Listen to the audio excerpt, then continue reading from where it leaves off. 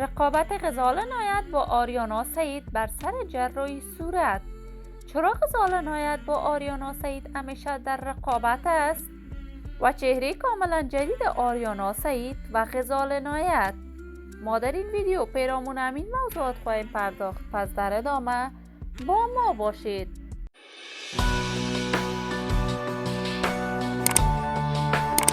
سلام، شما را خوش آمدید میگم به یکی دیگر از ویدیوهای جذاب کانال دنیا اینفو. برای حمایت از من علامت سابسکرایب را فشار دهید تا از ویدیوهای جالب دیگر کانال ما هم آگاه شوید. غزال عنایت هنرمند خوش صدا، خوش سیما و ناماشنای افغانستان که در میان جوانان افغانستان جایگاه هنری خاص دارد. غزال شاگرد موفق استاد نذیر غرامی باشد. وی 10 سال قبل به طور رسمی کارهای هنری خود را آغاز کرد.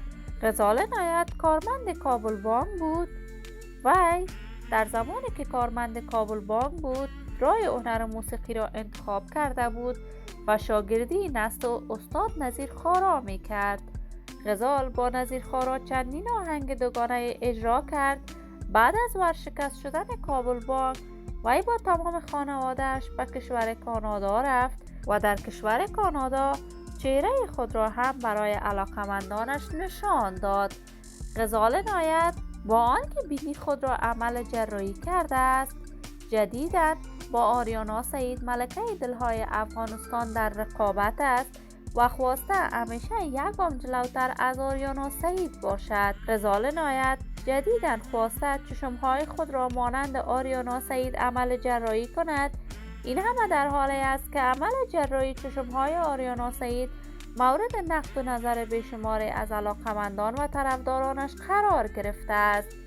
رقابت آریانا سعید و غزال عنایت رقابت همیشگی بوده است و این دو هنرمند همیشه با رقابت‌های سالم خود توانسته جایگاه هنری خاص در میان مردم پیدا کند. ولی این را همه می‌دانند یگانه راه رشد یک انسان رقابت است. ما هم آرزوی موفقیت، سلامتی و کامیابی برای تمامی جوانان کشور خود داریم.